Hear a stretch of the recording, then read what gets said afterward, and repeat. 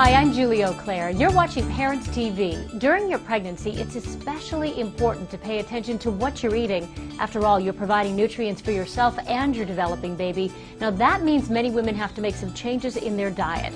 Well, today, Dr. Alan Green, author of Raising Baby Green, is here to show us some examples of what foods to avoid and what to include. Thank you so much for joining us. Thank you, Julie. Great to be with you today. It's always great to have you, Doctor. And first, let's start with some foods we should avoid. These are some things that we eat every day when we're not pregnant, but suddenly when we are pregnant, they're not okay anymore. Right, the developing baby is more vulnerable than we adults are. And the placenta does an amazing job at nourishing and protecting the baby.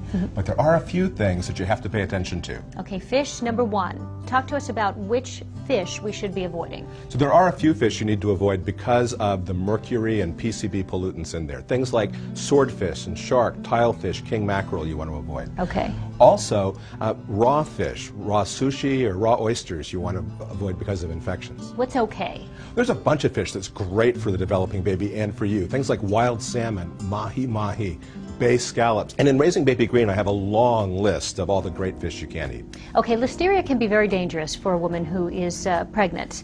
Tell us what foods contain it. What should we be looking for? So listeria is a bacteria that can be devastating for a developing baby. And the thing that's different about it is it can thrive in a refrigerator where most bacteria just don't do well there.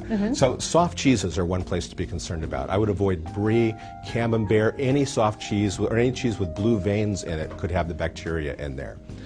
Another place you can find it is in luncheon meats. Things like cold cuts, hot dogs before they're cooked could have it in there. Leftovers in general could have listeria in there. Yeah.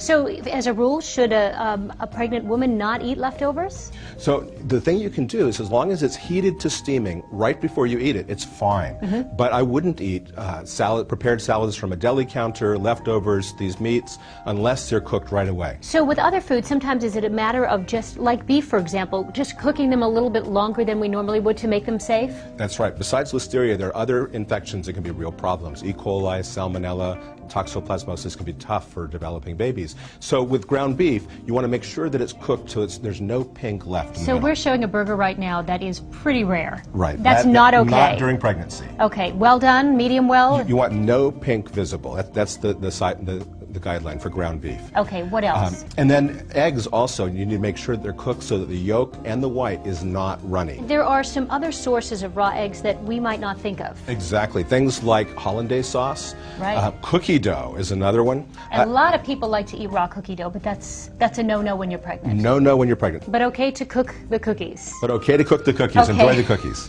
And of course, it's always been recommended to avoid alcohol and to avoid caffeine, but is there any amount of alcohol or caffeine that is okay? There is no amount of alcohol that's safe for developing baby. And as for caffeine, it's a little controversial. We know that over 1 cup a day, over 150 milligrams a day, does increase the risk to harm to the baby. 1 cup a day, some data says there's a problem, a lot says there's not.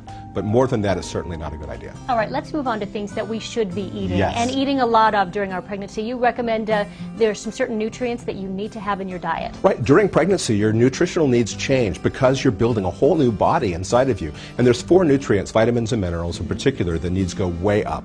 And the first one of those is folate. And you hear about it to prevent neural tube defects. Sure. And yes, it's good for the brain and developing nervous system. But every time you make a new copy of DNA, you need folate to do it right. Where do we find folate? And the name gives you a clue. Foliage is the place. Aha, Green leafy we have it vegetables right is here. the best source of folate. Okay. The second one to look for is iron. A pregnant woman's own blood supply goes up by 1/3 during pregnancy, and the baby has to make all of his or her blood from scratch, and that scratch includes iron. Okay. And so green leafy vegetables, again, are a great source. Beef is another good source of iron. Long as well you cook cooked, it well, right. And Okay. organic for beef, I think, is a good choice, too. Okay.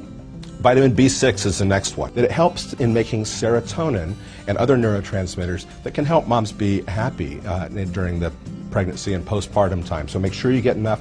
1 baked potato a day will give you all the extra B6 you need, or 1 banana a day would do it as well. Okay, what's next? Next is zinc, and that's the 4th one of these, the last of those nutrients. And zinc is something that's also used in 100 different processes in the body, including helping the immune system function well. So very important. Right, and you can find that in beef or chicken. You can also find it in mushrooms, in beans, pumpkin seeds, sesame seeds are good sources of zinc.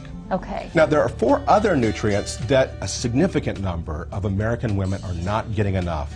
and I'm very concerned about these. Okay, tell us about them. First one of those is calcium. So important. It's really important. If you're not getting enough, that's going to come out of your own bones and cause real problems there. So you definitely want to get calcium. So milk is good. That's another one to do organic. Next one is choline, a nutrient a lot of women haven't even heard of. It influences the baby's ability to learn and particularly memory.